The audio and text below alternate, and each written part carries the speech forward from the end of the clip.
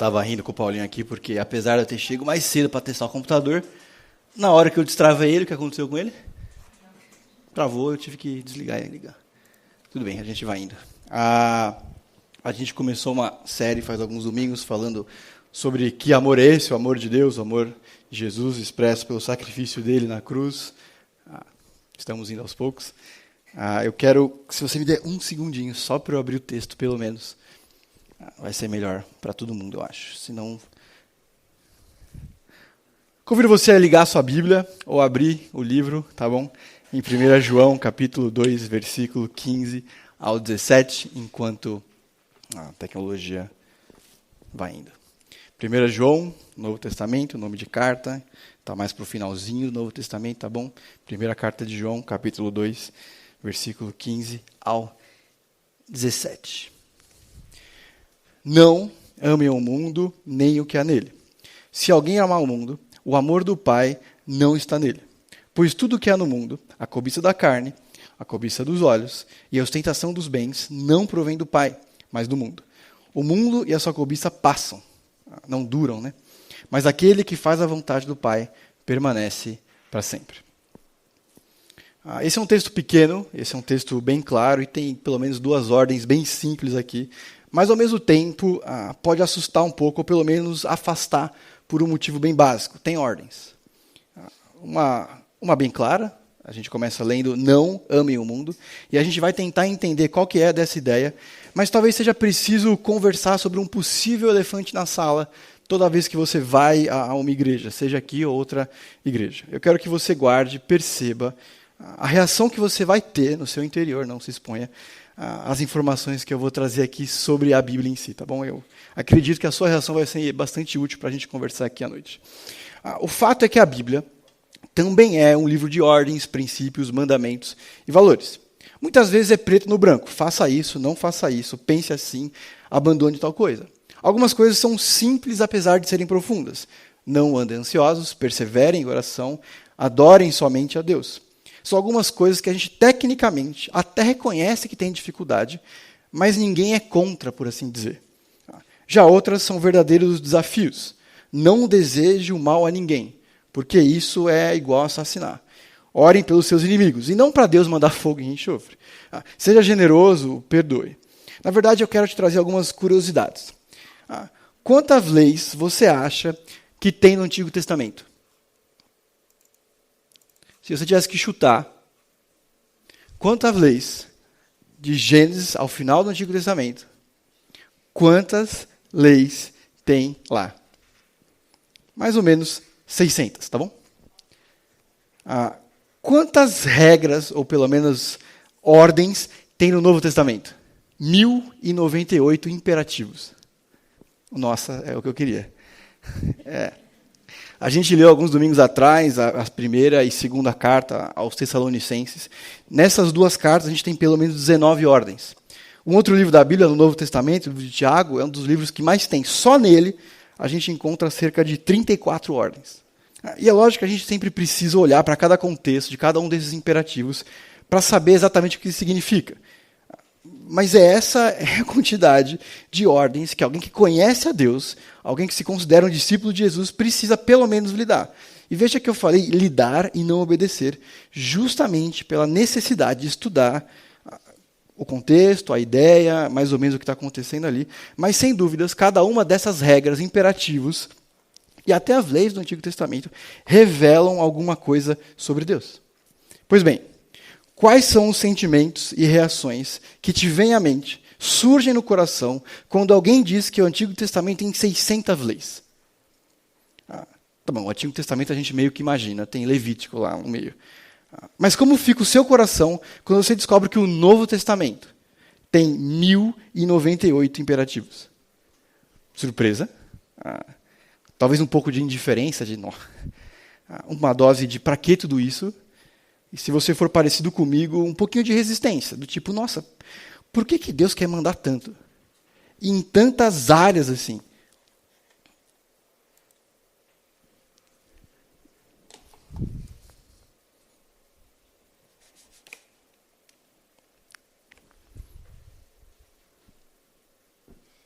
Foi, muito bem. Era isso que eu estava falando. 600 vezes no Antigo Testamento, 1096 imperativos no Novo Testamento, 15 ordens em Tessalonicenses, 34 só em Tiago. Parte da resposta ou solução para algumas das nossas percepções sobre essas informações aí tem muito a ver com o texto que a gente leu aqui no começo, de não amem o mundo. A gente não deveria ter resistência, surpresa, indiferença e outras coisas semelhantes a isso por alguns motivos que o texto fala hoje, mas eu quero começar falando. Primeiro, a gente precisa lembrar quem dá essas ordens, quem considera esses princípios, quem está pensando sobre cada uma dessas leis. Em Isaías, acho que ajuda a pensar um pouquinho sobre isso, Deus dizendo sobre ele mesmo: eu sou o Senhor, não há nenhum outro, não há ninguém além de mim, não há outro Deus. Eu o fortalecerei, ainda que você não tenha me conhecido ou admitido, de forma do nascente ao poente, saibam todos que não há ninguém além de mim. Eu sou o Senhor e não há nenhum outro. O meu e o seu coração precisa ser constantemente lembrado, à medida que considera e pondera algum desses mandamentos e leis, de quem está falando, quem está considerando, é Deus. E se tem alguém bom, alguém grande, e alguém que sabe das coisas, é Deus. Outra coisa que a gente precisa lembrar e considerar, que ele, às vezes, e quase sempre, uma coisa ou outra, ele vai dar algum tipo de porquê ele está dando, ou algum tipo de referência de resultado que ele pretende. Em Deuteronômio 4:6 diz alguma coisa nesse sentido de: vocês devem obedecer, falando sobre a lei, e cumpri-los, pois assim os outros povos verão a sabedoria e o discernimento de vocês. Quando eles ouvirem todos esses decretos, as leis, dirão: de fato essa nação é grande e um povo sábio e inteligente. E esse é o ponto todo daquelas leis, daqueles mandamentos, por mais diferentes e às vezes estranhos que eles pareçam. Fazer Deus conhecido. Que o seu colega de classe, seu amigo da academia, colega de trabalho, o pessoal da faculdade, quando eles ouvirem esses ensinamentos, eles dirão: essa nação é grande e esse povo é sábio e inteligente. A forma como ele cuida da família é diferente. A forma como ele pensa sobre a carreira dele é sábia. Quem tem dado essa sabedoria? Quem tem dado essa inteligência? Se a gente vivesse, nós, os que conhecemos a Deus, vivêssemos os valores do reino, os mandamentos, as regras, e pensássemos sobre eles, certamente nós teríamos uma vida mais equilibrada, uma vida mais saudável, relacionamentos mais consistentes, famílias construídas sobre bases mais sólidas. A Bíblia se opõe fortemente ao moralismo.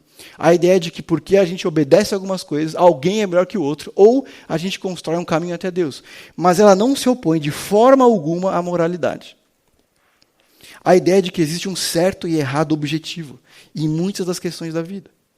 A gente não deve ter medo das ordens de Deus, seja onde a gente encontre elas na Bíblia, porque a gente precisa aprender a reconhecer quem dá, o que Ele quer com isso, e os resultados que Ele às vezes promete.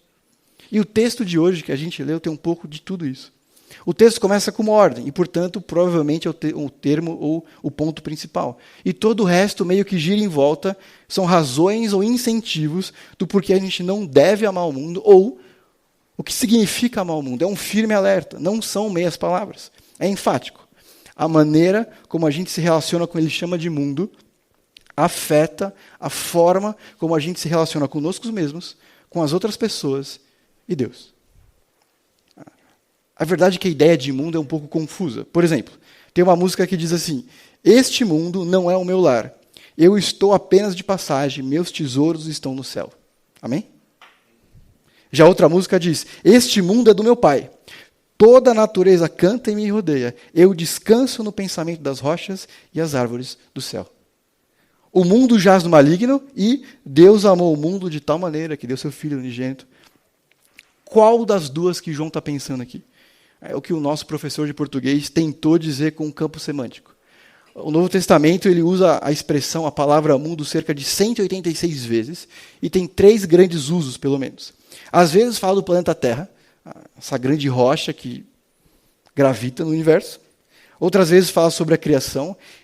E algumas vezes sobre a cultura humana, a forma como a gente enxerga a vida, influenciada pelo mal e o sistema de valores, prioridades, crenças que excluem Deus. Qual dessas 3 opções você acha que João está falando? Quando ele diz, não ame o mundo. Sobre o planeta em si, fisicamente, a criação e tudo que está nesse planeta, ou um sistema de valor que é contrário a Deus. E esse é um exercício importante quando a gente lê a Bíblia. Palavras como todo, ninguém, sempre, nunca, nem sempre significam todos, ninguém, sempre, nunca.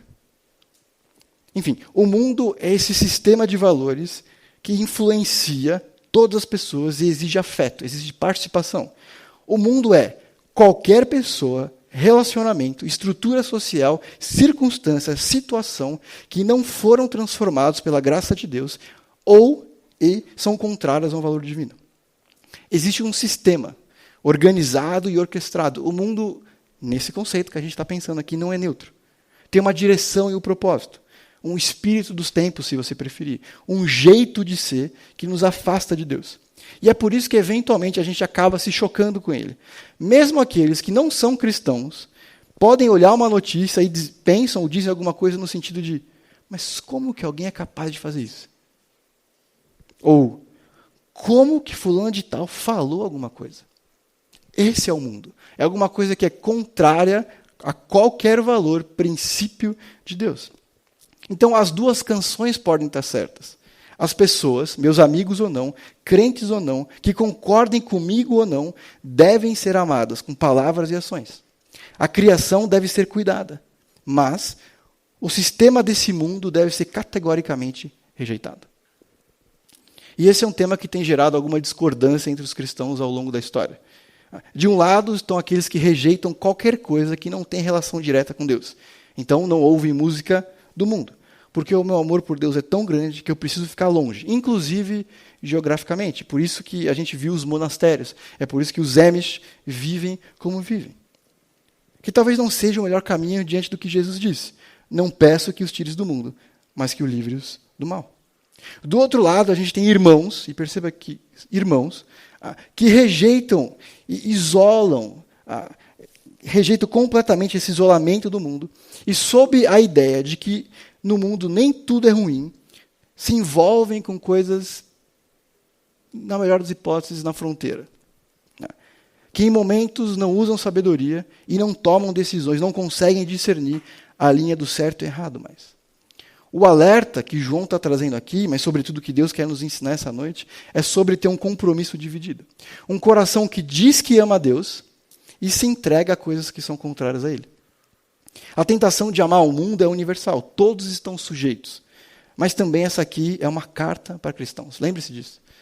Irmãos precisam ser avisados. Quando a gente falou de Tessalonicenses, eu fiz um parênteses que eu quero repetir aqui bem breve, que pode ajudar a gente nas nossas leituras semanais da Bíblia. Se está em algum livro da Bíblia, se está especificamente em uma carta, é porque alguém ou está fazendo alguma coisa contrária a isso, ou alguém precisa começar a fazer aquilo que é certo. Então, se João está dizendo, não amem o mundo, é porque havia um irmão ali que amava o mundo. E é isso que a gente vai ver hoje. Como que eu posso amar o mundo? Como que o mundo exige o meu amor? Como que o mundo rouba o meu coração de Deus? E perceba, não é uma diferença de preferência, é uma dedicação. Por isso que a palavra amor aparece. Tem um sentido de alguma coisa que deveria ser dada a Deus, mas não é mais, ou nunca foi. O resumo é simples.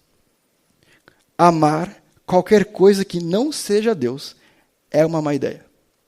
Entregar o meu coração ou esperança para qualquer coisa que não seja Deus, ou as coisas dele, é um caminho de frustração. Primeiro, porque amar o mundo nos afasta de Deus e sustenta essa distância. Jesus disse, se alguém ama o mundo, o amor do... João acabou de dizer, se alguém ama o mundo, o amor do Pai não está nele. Jesus disse, ninguém pode amar a dois senhores.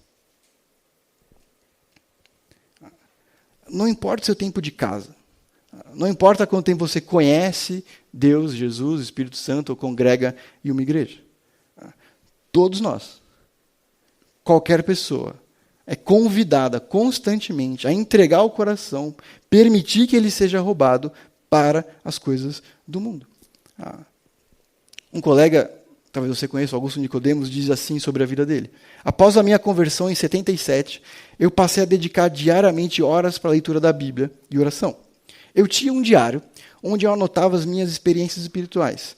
Durante alguns anos, isso aqui é interessante, eu registrei as minhas histórias de fracasso, vitória, frustrações e descobertas como cristão. Uma das lições que eu aprendi cedo e que ficou registrado no meu diário foi que, quando eu parava de ler a Bíblia, meditar nela e orar a Deus, o pecado em meu coração ganhava poder sobre a minha vontade e sobre as minhas decisões. Vez após vez, escrevi sobre esse fato. Quanto mais tempo eu passava sem ler a Bíblia e orar, mais difícil era retomar essa prática diária e mais endurecido o meu coração ficava. O alerta de João tem tudo a ver com isso. Não amem o mundo, porque aos poucos amaremos mais ao mundo do que a Deus. E aí a gente encontra essas 3 descrições do que é amar o mundo. A primeira é o que ele chama de inclinações da carne. Em Efésios, capítulo 2, verso 1 ao 3, pode ajudar a entender isso mais claramente. Diz assim: vocês estavam mortos em suas transgressões e pecados, nos quais vocês, cristãos, irmãos, ele está escrevendo para uma igreja, costumavam viver, quando seguiam a presente ordem desse mundo, o príncipe da potestade do ar, o espírito que agora está atuando nos que vivem na desobediência. Anteriormente, todos nós estávamos também entre eles, satisfazendo as vontades da carne, seguindo os seus desejos e pensamentos. Como os outros, umas pessoas que não partilham da fé, éramos, por natureza, merecedores da ira. O que a gente percebe em João, quando ele alerta, não amem a carne, que a gente percebe em Efésios, quando ele diz, nós éramos assim, é que nós não somos produtos do meio, como John Locke pensava. Nós não somos naturalmente bons, como Rousseau ensina. Jesus diz que do coração do homem é que procedem os maus desejos. Porque o que contamina o homem não é o que ele come, mas o que vem de dentro. A inclinação da carne nos coloca todos na mesma posição, ainda que de formas diferentes. Todos nós temos lutas diferentes, certo? Alguns de nós constantemente pensam em várias formas de responder ou se vingar de alguém que fez mal. Existem outros entre nós que não lutam com amargura, mas com raiva. Outros com ganância, intolerância. O fato é que não existe tal coisa como livre desejo. A própria ideia de inclinação já significa e direciona muito do que ele quer dizer aqui. Que alguma coisa aqui dentro, um eco do nosso pecado, a nossa natureza. O mal, ele não conquista, ele não funda um espaço aqui dentro aos poucos. Ele apenas faz uso do que já mora aqui dentro. Um bom exemplo disso, um exemplo bem simplório disso, são alguns links que aparecem quando a gente está acessando qualquer site, na verdade, se você não usa o bloqueador. E eles são engraçados, mas eles revelam o que as pessoas mais clicam. E pessoas, nós estamos inclusos, tá bom? Por exemplo, combinação secreta, triplicando o seu dinheiro, executar antes da proibição. Ou combinação de dígitos secretos permite sacar até R$2.000 em caixa eletrônico. Essa mulher ganha R$1.576 em 2 horas trabalhando no sofá. Se você ainda tiver essas moedas, parabéns, você é um milionário. Como ficar rico no Brasil, você vai ficar impressionado. Escolha.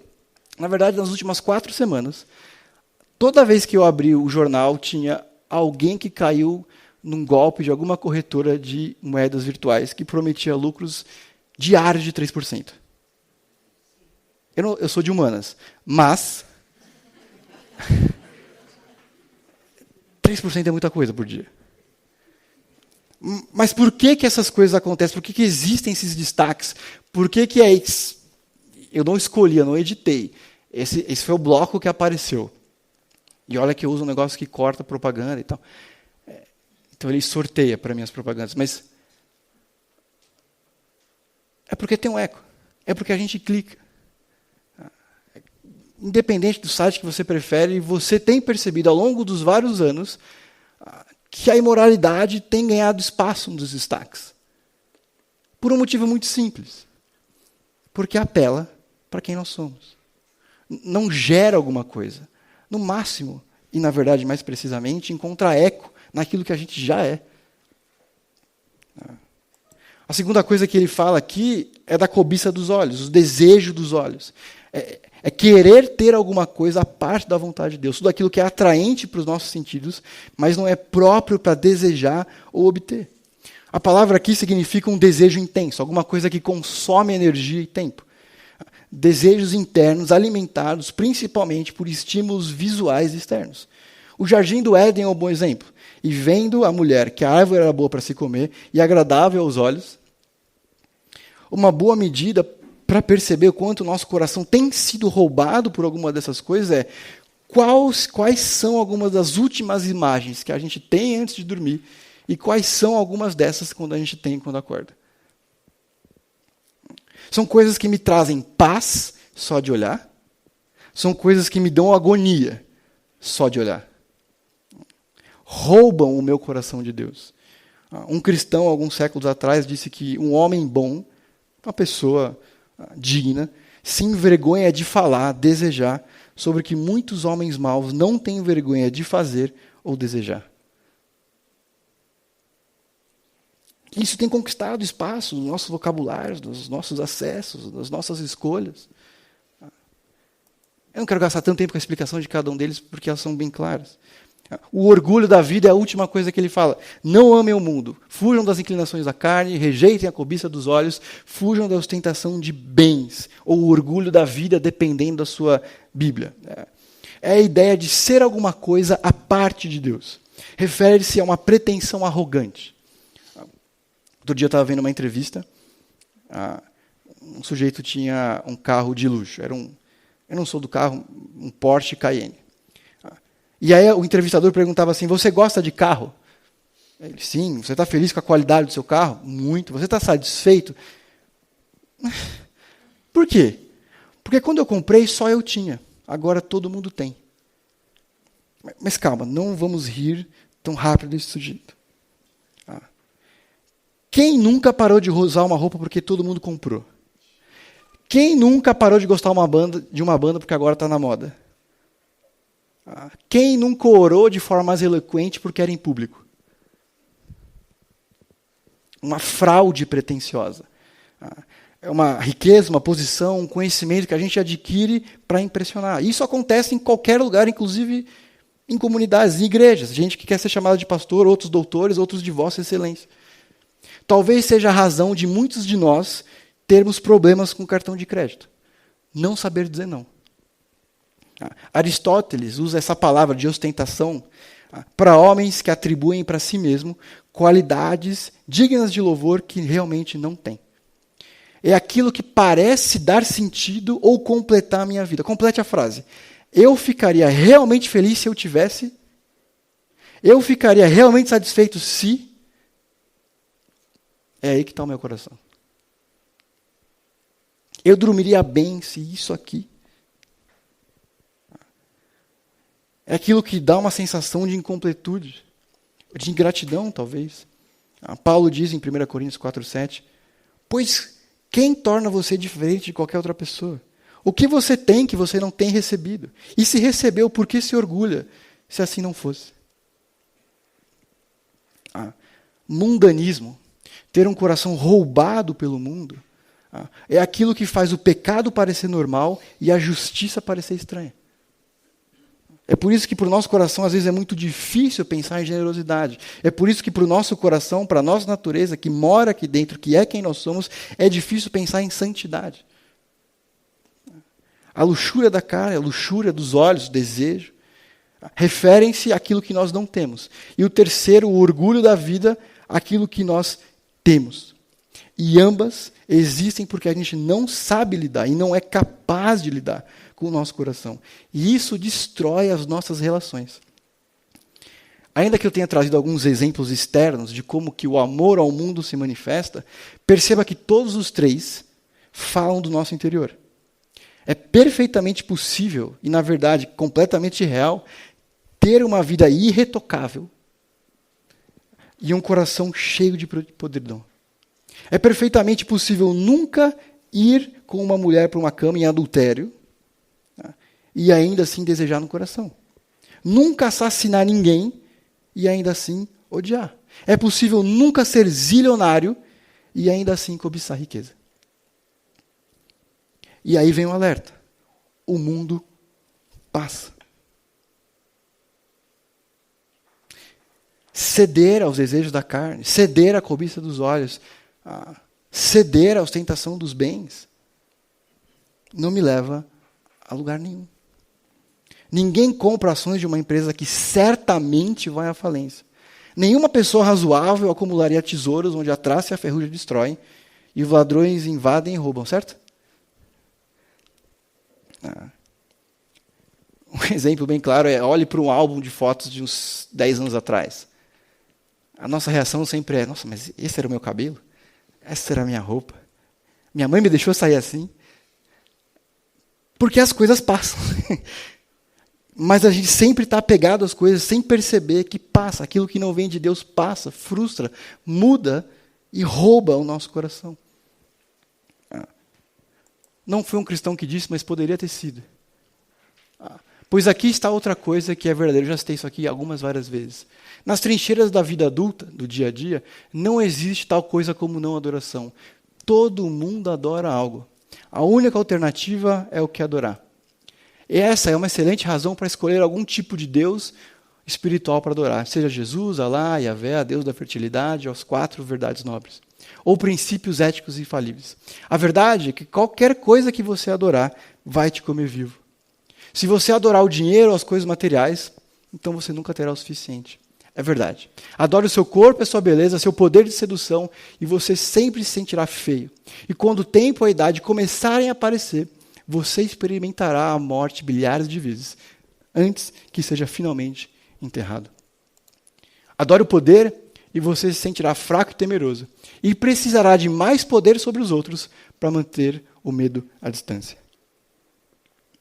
Adore o intelecto, sendo visto como alguém inteligente, e terminará se sentindo um estúpido, impostor, e sempre próximo de ser descoberto. Esse sujeito era um escritor, ele só olhou para dentro dele. Ele só olhou para ao redor dele e percebeu. O mundo frustra. Os valores, os princípios, as verdades, as realidades que surgem a partir do nosso coração e aquelas que a gente percebe ao nosso redor nos levam, inevitavelmente, a um caminho de frustração, dor e distância daquilo que vale. Deus. Mas Deus é bom. E Ele faz uma promessa. Se você fizer a vontade do Pai, no texto que a gente leu, você vai viver bem e para sempre.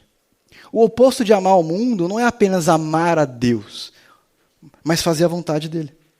E isso não é difícil de entender. Se você me ama, guardará os meus mandamentos. Dá, portanto, para não amar, ou amar, mas não ao ponto de obedecer? A vida eterna, a salvação de nós mesmos, depende daquilo que a gente crê. Depende da nossa confiança em Deus. A vida eterna depende do nosso amor a Deus, da convicção na obra de Jesus. A fé salvadora, o amor de Deus, são demonstrados pela obediência e são coisas inseparáveis. Ambos são o caminho para a vida eterna, eles são o mesmo. O que João está tentando nos ensinar aqui, o que Deus quer conduzir o coração aqui é que amar a Deus é o que nos liberta do mundo e não é alguma coisa opcional. Não é uma cereja no topo de uma fé salvadora. É uma questão de vida eterna ou morte eterna. Ame o Senhor seu Deus de todo o seu coração, de toda a sua alma e com toda a sua força. Talvez enquanto aqui a gente está conversando, alguém esteja pensando, eu não sinto muito amor por Deus. Eu entendo que a gente conversa, eu valorizo o nosso tempo aqui, eu desejo me aproximar mais de Deus, mas eu não tenho amado a Deus, eu não percebo isso em mim, eu não sinto isso em mim. E existem 2 razões possíveis para isso. A primeira possível é que talvez nós não tenhamos nascido de novo. E eu falo isso com o maior respeito possível. É possível que alguns de nós são aquilo que a gente pode chamar de um cristão cultural ou um cristão hereditário. É comum em países cristianizados como o nosso ter padrões de conversas, comportamentos religiosos, porque é socialmente vantajoso ou porque a gente cresceu no meio desse. Mas é possível que alguns de nós nunca tenhamos experimentado uma profunda e pessoal experiência com Deus. Portanto, essa ideia de conversão talvez nunca tenha acontecido com você. E que toda a nossa forma de expressar religião seja puramente e única e exclusivamente externa. E não uma experiência interior de amor a Deus.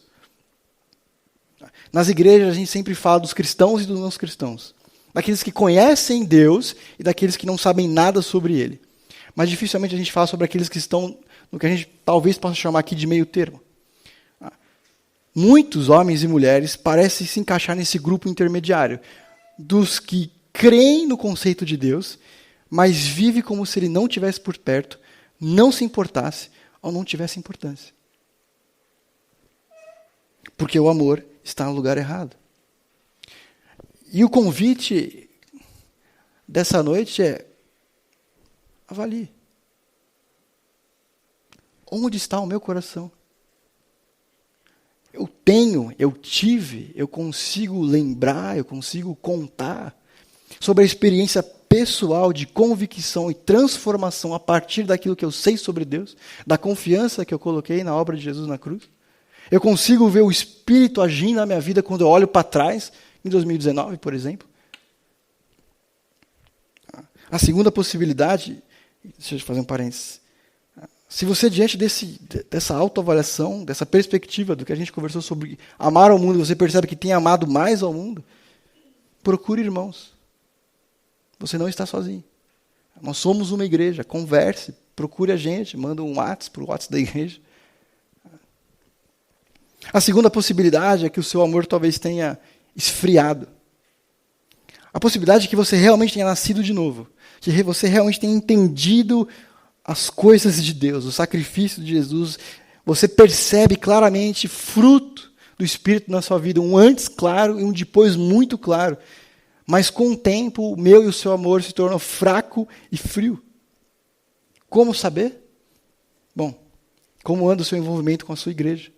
Seja ela essa aqui ou outra.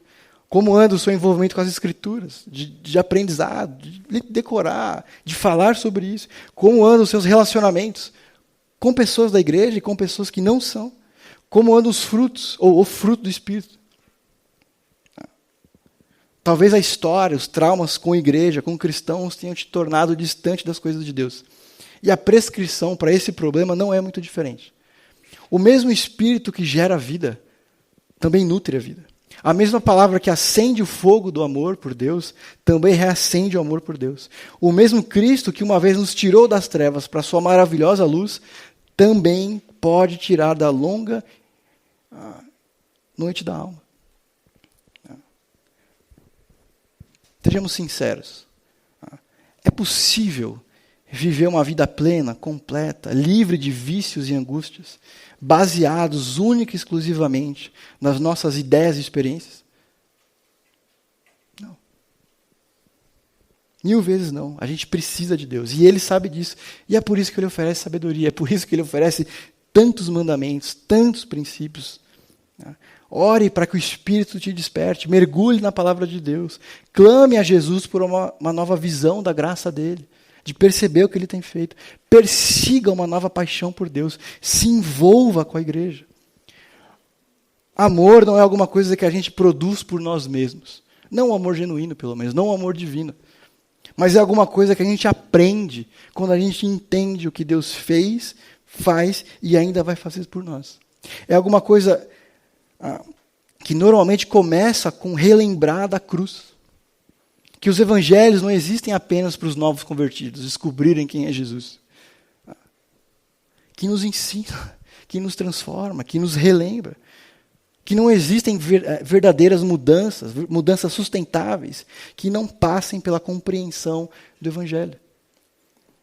A saber, que nós somos criados bons, que nós caímos e cedemos aos nossos desejos, mas Deus, com a maior demonstração da história, enviou o seu Filho para nos salvar e o Espírito para nos transformar. O que a gente faz com os nossos desejos, então? E essa é uma pergunta importante.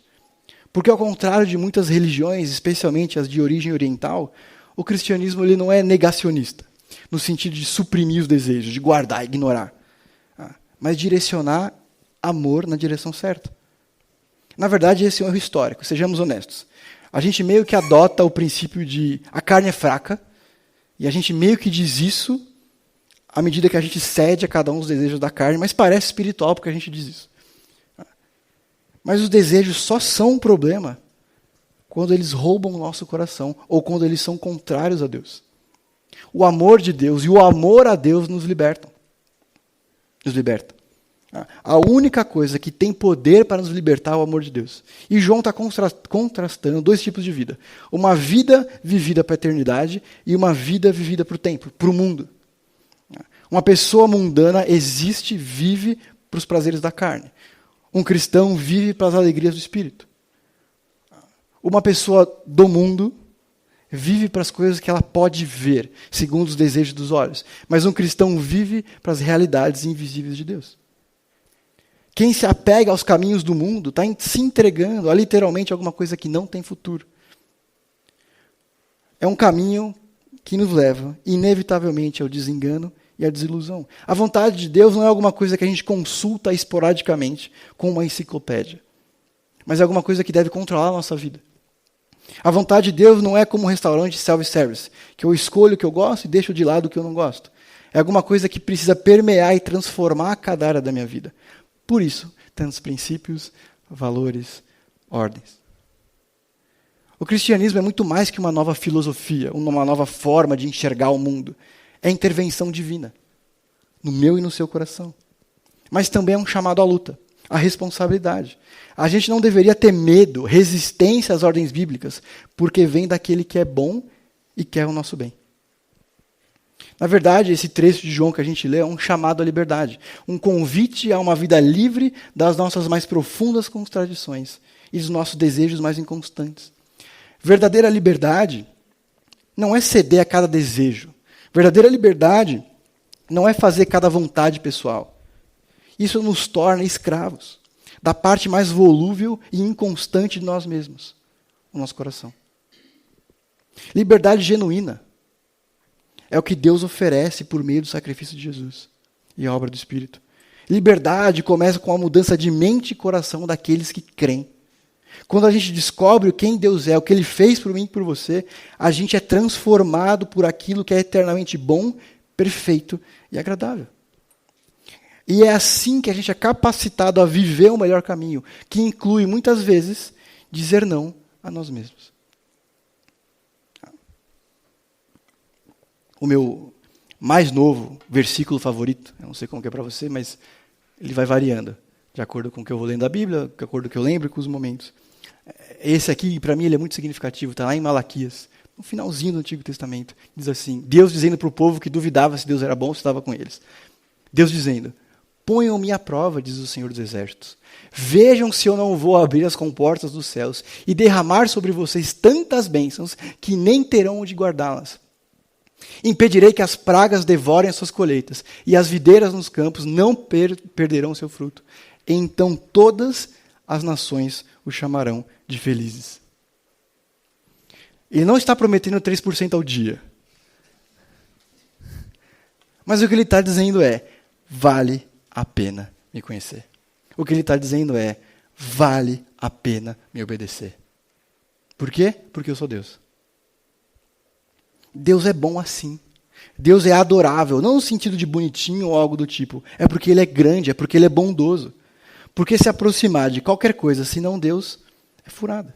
Porque entregar o meu coração a qualquer coisa sem ser Jesus, é frustração. O mundo passa. O nosso amor precisa ser renovado. O nosso amor precisa ser reacendido, se você assim preferir. Eu não mereço o amor de Deus. Eu não mereço o amor de ninguém. Mas amor não é merecimento. É graça. E é isso que Deus oferece para mim e para você. Para que a gente seja renovado pelo poder do Evangelho de Deus. Que nada mais é se perceber a partir dessa realidade. Que precisamos do poder de Deus para resistir à cobiça da carne, fugir da cobiça dos olhos e rejeitar a soberba da vida. Quando a gente entende salvação, quando a gente relembra a cruz de Jesus ou se rende a ela, a gente percebe que tudo muda. Que o que a gente tem, na verdade, são 1096 boas notícias. Pelo menos. Que revelam um Deus que se importa. Que não quer que eu e você estejamos perdidos, entregues ao corpo dessa morte, entregues ao mundo. Como que eu posso amar mais a Deus? Como que eu posso manter esse amor que eu estou sentindo agora, e Deus te abençoe por isso, aceso? Entregue o seu coração a Ele, para que Ele refaça ou renove. 2, entregue o seu coração às coisas dele. Não às coisas do mundo, às coisas dele. A igreja, a Bíblia, o louvor, a oração, a leitura, ao perdão, a confissão. 3, entregue-se às pessoas dele. A convivência, o que a gente chama de comunhão, essa convivência intencional. Como que os esquimós dormem no iglu à noite? O exemplo é besta, mas funciona. Bem perto um do outro. Colados um no outro.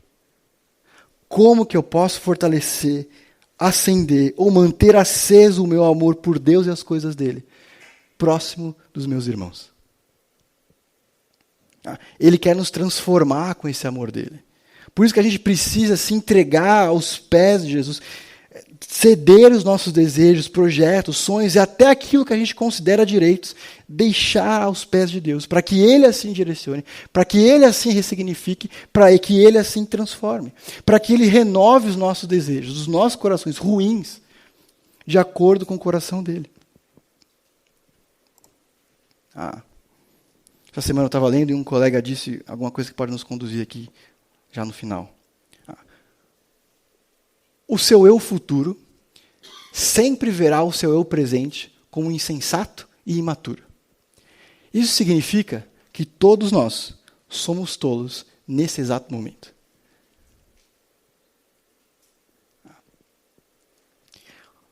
Um dos principais motivos porque a gente faz tantas coisas rebeldes contra Deus, um dos principais motivos pelos quais a gente rejeita as coisas de Deus, é porque a gente está sempre muito certo sobre aquilo que a gente quer, gosta ou prefere. Porque a gente não permite que essas coisas, que o nosso coração, que os nossos desejos, que os nossos olhos e que os nossos bens sejam compreendidos diante das verdades de Deus. Quais os buracos da minha teologia? Quais são as coisas que eu desejo, mas que eu nunca pensei a partir das verdades de Deus? Tudo é teologia, irmãos. Rejeite quem diz o que a gente precisa mesmo é conhecer Deus, não de teologia. Onde que eu nunca pensei sobre Deus na minha vida? Porque é ali que o meu coração tem me conduzido. É ali que os meus olhos têm me guiado. Ou é ali que as coisas materiais têm roubado meu coração. Segundo, e essa é a melhor pergunta de todos para a gente se fazer. Por que eu quero o que eu quero? É um desejo da carne? É resultado da cobiça dos olhos? Ou ainda é um fruto da ostentação dos bens?